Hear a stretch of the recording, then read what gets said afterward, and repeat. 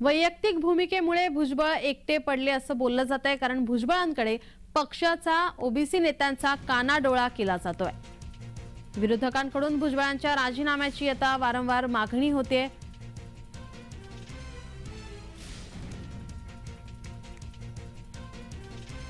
छगन भुजबळ साहेब समता परिषदच्या माध्यमातून ओबीसीचा लढा आज नाही 30 वर्षापासून मी पाहता, आणि त्यांनी जे काही आजपर्यंत भूमिका त्यांची पूर्वीची, आजची किंवा उद्याची, ते समता परिषदच्या माध्यमातून त्यांनी जेव्हा जेव्हा बोलले, राष्ट्रवादी पक्ष म्हणून कधी बोलले नाही।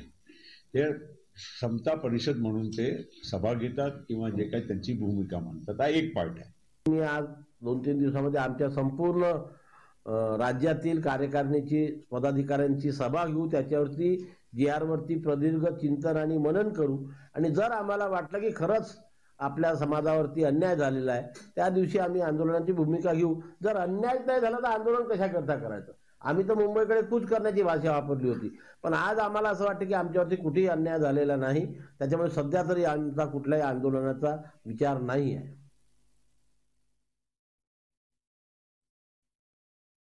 खरं तर नारायण राणे आणि छगन भुजबळ हे सरकारमध्ये राहून सरकारच्या निर्णयाला विरोध करत असतात, आणि हे फक्त मतासाठी विरोध करत असतात।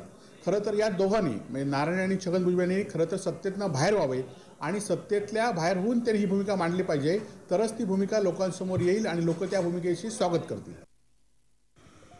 त्यांनी राजीनामा द्यावा, कॅबिनेटमध्ये आहेत ते राजीनामा का देत नाही?